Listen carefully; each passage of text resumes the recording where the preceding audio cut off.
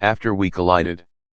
After, the adaptation of the first book in Anna Todd's series of novels chronicling the ups and downs of a passionate romance between an innocent young woman and the smooth-chested bad boy who unexpectedly swept her off her feet, among other things, was one of last year's very worst films. It took me no less than 3 attempts to get to the end when I finally caught up with it, and watching terrible movies is a professional skill of mine.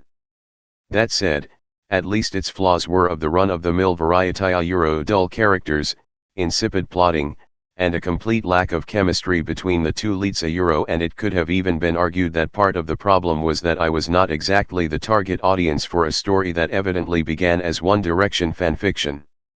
And yet, as bad as it was, it comes across as borderline competent in the memory when compared to the follow-up, After We Collided, a film so lazy and inane that it feels as contemptuous towards its audience as I am towards it. For those of you who somehow managed to miss After, it recounted the story of Tessa Young, Josephine Langford, the bookish and repressed daughter of an overbearing mother, Selma Blair.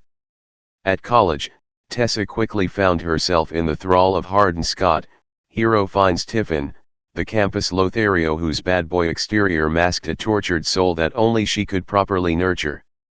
Viewers watched the progression, for lack of a better word, of their relationship. With older ones quizzically noting the presence of such familiar faces as Blair, Peter Gallagher, and Jennifer Beals in brief throwaway roles along the way.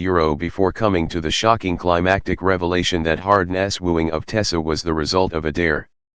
This caused her to dump him, sensibly enough, but the final moments of the film suggested that there might be a happy ending for them after all. As it turns out, that optimistic conclusion was merely a figment of Hardin's imagination, and when we first see him, a month after the events of the first film, he is filling his days drinking, getting tattoos and pining for his lost love.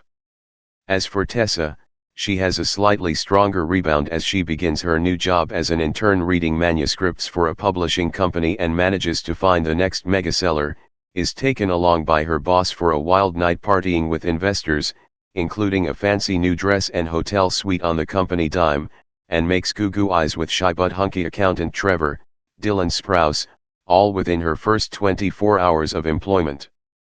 Nevertheless, her feelings for Hardin are still there, and when his mother, Louise Lombard, arrives from England under the assumption that they are still together, don't ask, she agrees to play along. This leads to an endless string of scenes that alternate between the two indulging in bouts of what a far wiser man once referred to as rumpy-pumpy and fighting over issues that could have easily been cleared up if they did not collectively possess the IQ of a crouton.